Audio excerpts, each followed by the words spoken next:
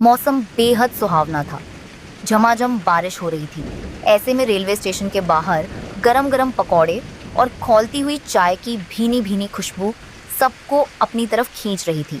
रीमा चिड़िया और उसकी सास का पकौड़े का ठेला ग्राहकों से घिरा हुआ था। लो भैया, तुम्हारे कड़क प्याज के पकौड़े और अदरक वाली चाय। इस बारिश में खाओगे तो तबीयत खुश हो जाएगी। वाह अम्मा, आपके हाथ के पकौड़ों का तो कोई जवाब ही नहीं है। इस कड़कड़ाती ठंड और बारिश में मजा आ गया। वहीं पास में कालू कौआ और उसकी पत्नी गौरी का भी ठेला था, लेकिन उनके ठेले पर सन्नाटा पसरा था। रीमा की दुकान पर भीड़ देखकर दोनों के सीने पर सांप लौट रहे थे। देख रही हो गौरी, इस रीमा और इसकी सास ने तो हमारी दुकानदारी ठप कर दी है। सारे ग्राहक इन्हीं के पास मरे जा रहे हैं। मुझे तो इनकी तरक्की देखकर खून खौलता है जी। कुछ भी करके इनका ये धंधा बंद करवाना ही होगा, वरना हम भूखे मर जाएंगे। शाम ढलने के बाद रीमा और उसकी सास कमाया हुआ पैसा समेटकर अपने किराए के घर लौट आईं। घर में रीमा का पति टुन्नू, छोटी बहन रानी और छोटा बेटा कुक्कू उनका इंतजार कर रहे थे। माँ, रानी की शादी के लिए लड़का तो बहुत अच्छा है, लेकिन वो लोग जो दान दहेज की बात कर रहे हैं, उतने पैसे हम कहाँ से लाएंगे? ऊपर से मकान मालिक हर महीने किराए के लिए सिर पर आकर खड़ा हो जाता है। आप चिंता क्यों करते हो जी? भगवान ने चाहा तो हमारी मेहनत रंग लाएगी। हम दिन रात एक कर देंगे, पर अपनी रानी की शादी बहुत धूमधाम से करेंगे। भाभी, आप अपनी सेहत का ध्यान नहीं रखती। आप इस हालत में भी दिन भर ठेले पर खड़ी रहती हैं। मुझे अपनी शादी से ज़्यादा आपकी चिंता है। बिल्कुल ठीक कह रही है रानी। रीमा, तू अब माँ बनने वाली है। तुझे अब ज़्यादा भाग दौड़ नहीं करनी चाहिए। कल से तू घर पर आराम करना। अरे नहीं माँ, जब तक हिम्मत है मैं आपका हाथ बटाऊंगी। हमारे आने वाले बच्चे के लिए और रानी की शादी के लिए हमें मेहनत तो करनी ही होगी। घर छोटा था, परेशानियां बड़ी थीं, पर परिवार में प्यार था। अगले दिन फिर जोरदार बारिश शुरू हो गई। रीमा और उसकी सास स्टेशन के बाहर ठेला लगाए खड़ी थी। रीमा की हालत देखकर उसकी सास को चिंता होने लगी। रीमा बेटी, बारिश बहुत तेज हो गई है। अब सामान समेटते हैं और घर चलते हैं। तेरी तबीयत के लिए ठीक नहीं है। बस थोड़ी देर और माँ, दोपहर की पैसेंजर ट्रेन आने वाली है। उस ट्रेन से बहुत सारे मुसाफिर उतरते हैं। सब भूखे प्यासे होते हैं। एक बार वो आ जाए फिर चलते हैं। ट्रेन की सीटी की आवाज़ सुनाई देती है। देखिए माँ, ट्रेन आ गई। मैं जल्दी से केतली में चाय और टोकरी में पकौड़े भरकर प्लेटफॉर्म के पास जाती हूँ, ताकि मुसाफिरों को दूर ना आना पड़े। रीमा चाय पकौड़े लेकर स्टेशन के अंदर चली गई। ये लड़की भी ना अपनी जान की परवाह ही नहीं करती। इतनी देर हो गई, अब तक आई नहीं। मुझे जाकर देखना चाहिए, कहीं भीड़ में उसे कोई परेशानी ना हो गई हो। काफ़ी देर हो गई, पर वो वापस नहीं लौटी। उसकी सास बाहर खड़ी खड़ी परेशान होने लगी। जैसे ही रीमा की सास स्टेशन के अंदर गई, बाहर कालू और गौरी इसी मौके की तलाश में घात लगाए बैठे थे। गौरी, जल्दी कर, बुढ़िया भी अंदर चली गई और रीमा भी वहाँ नहीं है। यही मौका है, खेल खत्म कर दे इनका। लो, इस कड़वी और पेट खराब करने वाली दवाई को इनके पकौड़े के आटे में मिला देती हूँ। दबे पांव रीमा के ठेले के पास जाती है और एक पुड़िया निकालती है। अब आएगा मजा। गौरी दवाई मिलाकर चुपचाप अपने ठेले पर लौट आई। कुछ ही देर में रीमा और उसकी सास भी वापस आ गईं। ट्रेन से उतरे कई ग्राहक रीमा के ठेले पर जमा हो गए और गर्मा गर्म पकौड़े खाने लगे। लेकिन 5 मिनट भी नहीं बीते थे कि अचानक, अरे बाप रे, मर गया। मेरे पेट में अचानक बहुत तेज दर्द हो रहा है। ये कैसा पकौड़ा खिला दिया। अरे मेरा भी पेट फट रहा है। इस दुकान के खाने में पक्का कुछ गड़बड़ है। बचाओ! अरे भैया, ऐसा मत कहो। हम तो रोज साफ सुथरा तेल और फ्रेश सामान इस्तेमाल करते हैं। हमारी वजह से ऐसा नहीं हो सकता। अरे भाइयों, मैं कब से कह रहा था, ये लोग सड़ा हुआ तेल और मिलावटी आटा इस्तेमाल करते हैं। पैसों के लालच में लोगों की जान से खेल रहे हैं ये लोग। हाँ, देखो, आज इनकी चोरी पकड़ी गई। मारो इनके ठेले को, तोड़ डालो इनका सामान। गुस्से में आई भीड़ ने आव देखा न ताव रीमा का पूरा ठेला तोड़ दिया। सारा सामान कीचड़ में फेंक दिया और गले में रखे सारे पैसे भी छीन कर ले गए। रीमा और उसकी सास रोती बिलखती खाली हाथ घर पहुंची। अभी रीमा और उसका परिवार इस सदमे से उभरे भी नहीं थे कि तभी मकान मालिक गुस्से में पैर पटकता हुआ अंदर आया। टुन्नू, मुझे खबर मिली है कि तुम्हारी पत्नी और माँ ने स्टेशन पर लोगों को जहरीला खाना खिलाया है। पुलिस कभी भी यहाँ आती होगी। मुझे अपनी बदनामी नहीं करानी। तुरंत मेरा घर खाली करो। मालिक, हमारे पास इस वक्त 1 रुपया भी नहीं है। बाहर इतनी भारी बारिश हो रही है, मेरी पत्नी इस हालत में है, हम कहाँ जाएंगे? हमें कुछ दिन की मोहलत दे दीजिए। मुझे कुछ नहीं सुनना, सीधे बाहर निकलो यहाँ से। बेघर होकर रीमा का परिवार बारिश में भीगता हुआ भटकने लगा। चलते चलते वे रेलवे यार्ड के एक सुनसान कोने में पहुंचे, जहां बरसों से भारतीय रेलवे के कुछ पुराने और बेकार हो चुके डिब्बे खड़े थे। हमारी किस्मत ही खराब है। अब न रहने को घर है, न कमाने का साधन। हम भूखे मर जाएंगे।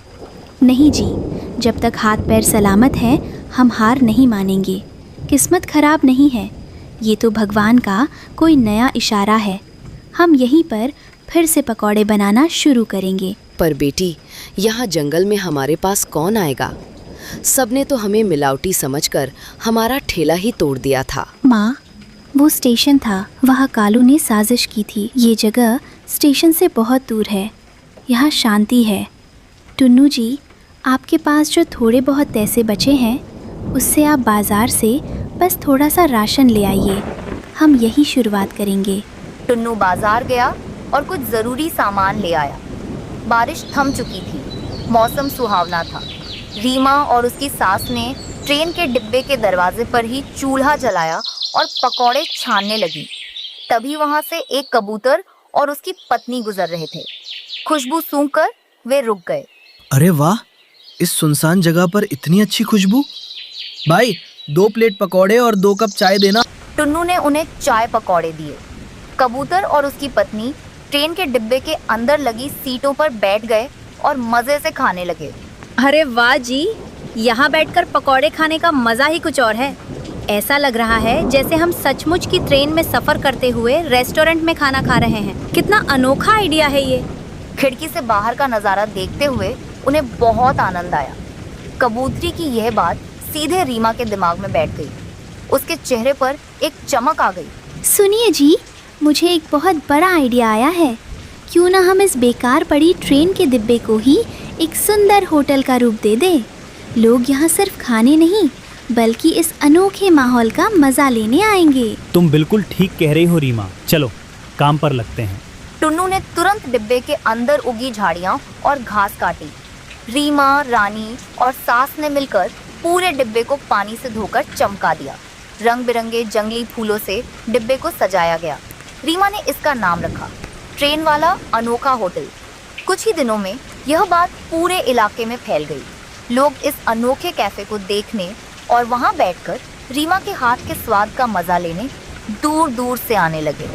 भाई वाह, ऐसा होटल तो पूरे शहर में नहीं है। ट्रेन के डिब्बे में बैठकर चाय पीने का मजा ही कुछ अलग है। पैसे वसूल हो गए। रीमा के इस अनोखे होटल ने इतनी कमाई की जितनी उन्होंने कभी पकौड़े के ठेले पर भी नहीं सोची थी। उनके सारे दिन बदल गए। समय बीता। अपनी मेहनत और सूझबूझ की बदौलत टुन्नू और रीमा ने शहर में अपना एक नया और सुंदर घर खरीद लिया। रानी की शादी भी बहुत धूमधाम से एक अच्छे परिवार में तय हो गई और कुछ ही दिनों बाद रीमा ने एक सुंदर सी नन्ही बेटी को जन्म दिया। देखो टुन्नू, हमारे घर लक्ष्मी आई है।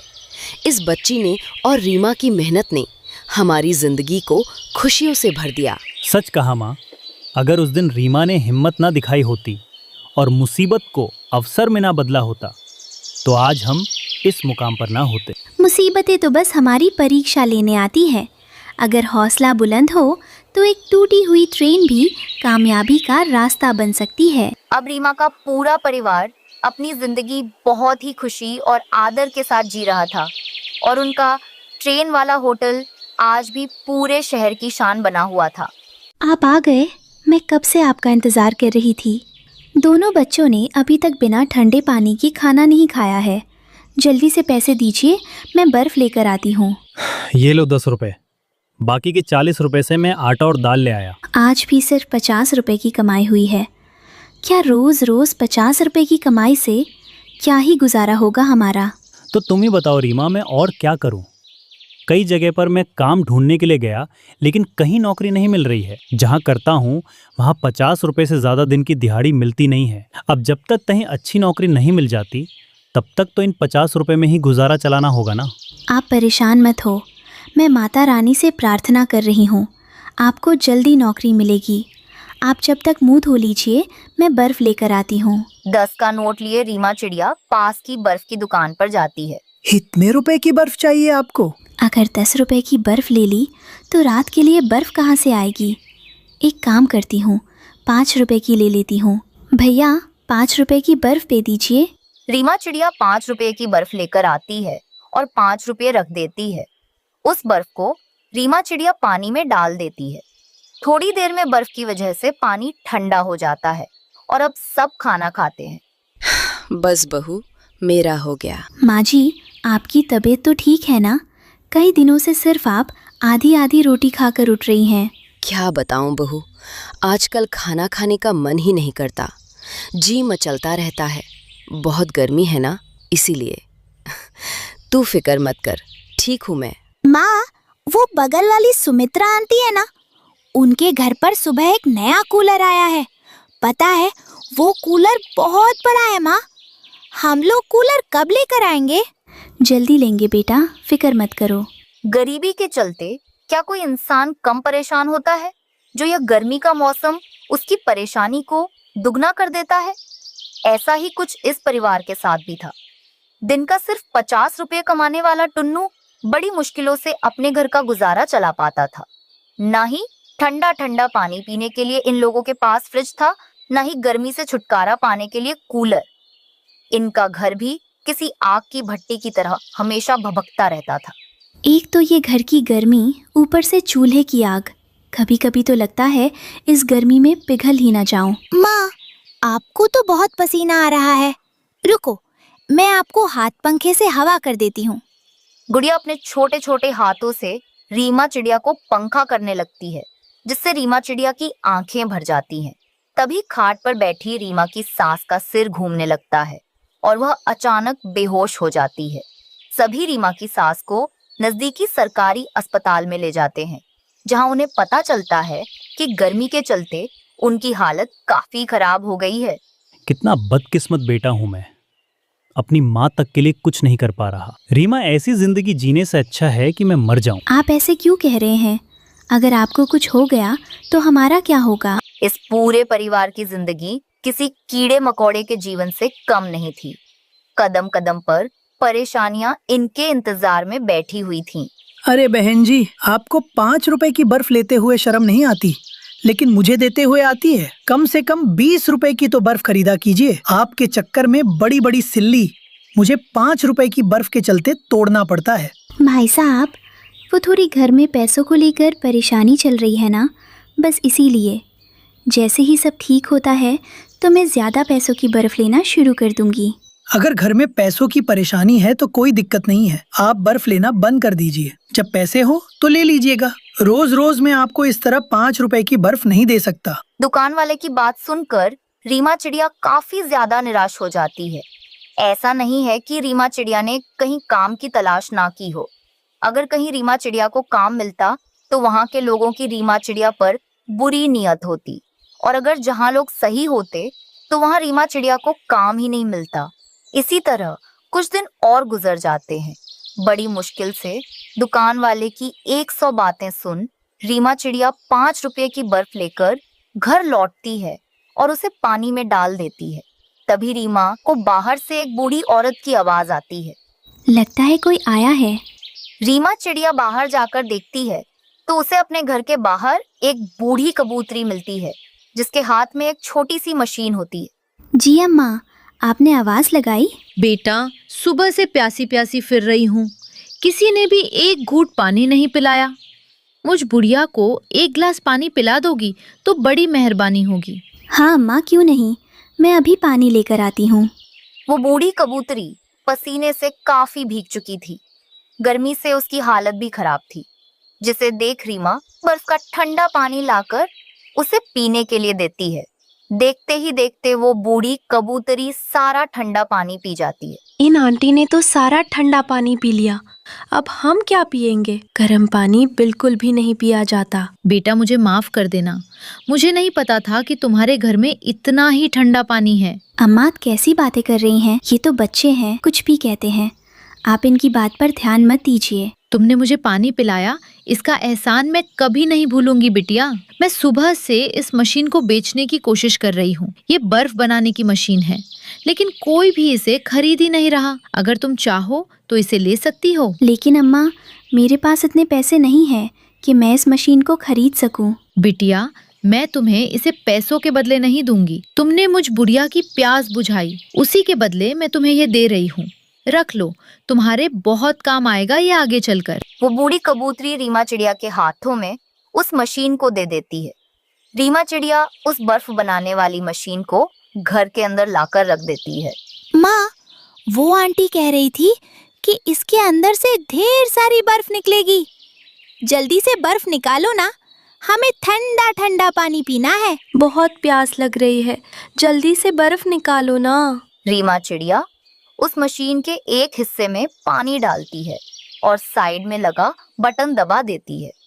देखते ही देखते मशीन के अंदर से ढेर सारी बर्फ निकलने लगती है। इसके अंदर से तो सच में बर्फ निकल रही है, वो भी पलक झपकते ही। ये तो किसी चमत्कार जैसा लग रहा है। इसका मतलब हम जब चाहे तब बर्फ का ठंडा पानी पी सकते हैं। रीमा और उसका परिवार काफी खुश होता है और अब वह जब चाहे उस मशीन के चलते बर्फ का ठंडा पानी पी सकते थे। साथ ही अब रीमा सोने से पहले बिस्तर के नीचे भी ढेर सारी बर्फ डाल देती है, जिससे उन्हें ठंड के चलते आराम से नींद आ जाती। ऐसे ही कुछ दिन गुजर जाते हैं। मैंने कहा ना कि पहले हम बर्फ से गुड़िया बनाएंगे, उसके बाद ही तुम्हारा ट्रक बनेगा। पहले तो हम लोग ट्रक ही बनाएंगे, बाद में बनेगी गुड़िया। अरे बच्चों, क्या हुआ तुम्हें? इस तरह लड़ क्यों रहे हो? देखो ना कुकू क्या कह रहा है कि बर्फ से पहले ट्रक बनाएंगे, लेकिन पहले मुझे गुड़िया बनानी है। बेटा ये बर्फ है, थोड़ी देर में अपने आप पिघल जाएगी। इससे गुड़िया ट्रक जैसी चीज नहीं बनाई जा सकती। ऐसा नहीं, हमने थोड़ी देर पहले इस बर्फ से एक छोटा सा घर भी बनाया और वो तो नहीं पिघला। आओ हम आपको अपना बर्फ का घर दिखाते हैं। कुकू और गुड़िया रीमा को बाहर आंगन में ले जाते हैं, जहां उन दोनों ने थोड़ी देर पहले एक छोटा सा बर्फ का घर बनाया था। इतनी गर्मी में भी उस बर्फ के घर को पिघलता ना देख रीमा को काफी हैरानी होती है। ये बर्फ तो वैसे की वैसी है। इसका मतलब ये बर्फ कोई साधारण बर्फ नहीं, चमत्कारी बर्फ है और ये गर्मी से भी नहीं पिघल सकती। इसका मतलब वो बूढ़ी अम्मा जरूर कोई भगवान का भेजा हुआ दूत थी। रीमा ये सारी बात अपने पति टुन्नू और सास को बताती है। मुझे यकीन था कि एक ना एक दिन भगवान को जरूर हम पर दया आएगी। अब जब ये जादुई बर्फ है तो क्यों ना इससे हम अपने लिए एक बड़ा सा बर्फ का घर बनाएं। सच कहूँ तो मैं भी उस छोटे से बर्फ के घर को देखकर यही सोच रही थी। रीमा उस मशीन में ढेर सारा पानी डालती है, जिससे उन लोगों को काफी सारी जादुई बर्फ मिलती है और अब उन बर्फ से पूरा परिवार मिलकर अपने लिए एक बड़ा सा बर्फ का घर बनाता है। इस बर्फ के घर के अंदर तो काफी ज्यादा ठंडक है, लेकिन अगर एक बर्फ का कूलर हो तो कितना बढ़िया रहेगा ना। फिर तो बिल्कुल भी गर्मी लगने से रही हमें। जब हमने बर्फ का घर बना ही लिया है तो क्यों ना बर्फ का कूलर भी बनाए। वैसे भी डॉक्टर ने माँ को ज्यादा से ज्यादा ठंडी जगह पर रहने के लिए ही कहा था। रीमा अब उस मशीन से और ढेर सारी बर्फ निकालती है, जिससे वो लोग एक बर्फ का कूलर भी बना देते हैं। देखते ही देखते ये पूरा घर अब छोटे शिमला में बदल चुका था। वहीं रीमा चिड़िया अब बाहर आंगन में बैठकर गर्मी में खाना बनाती है। माँ, आप इस तरह बाहर आंगन में बैठकर खाना क्यों बनाती हो? आपको काफी गर्मी लगती होगी ना? लगती तो है बेटा, लेकिन अब क्या करें। अब बर्फ के घर के अंदर खाना बनाना थोड़ा अजीब लगता है ना, इसीलिए मैं बाहर बना रही हूँ। बर्फ के घर के अंदर थोड़ी ना मिट्टी का चूल्हा बनाऊंगी। अगर आप मिट्टी का चूल्हा नहीं बना सकती तो क्यों ना बर्फ की रसोई बना लो, फिर तो आपको गर्मी में खाना बनाने की भी कोई जरूरत नहीं होगी। परिवार वालों के लिए बर्फ का घर और कूलर बनाने के चक्कर में मैं तो अपनी रसोई को भूल ही गई थी। मेरी बिटिया रानी तो सच में काफ़ी समझदार हो गई। मेरी बिटिया रानी, अपनी माँ के लिए बर्फ की रसोई बनाने में मदद करोगी ना? हाँ माँ। रीमा अपनी बेटी के साथ मिलकर बर्फ के घर और कूलर के साथ साथ एक बर्फ की रसोई भी बना लेती है, जिससे अब घंटों तक रीमा को बाहर कड़ी धूप में बैठकर खाना बनाना नहीं पड़ता।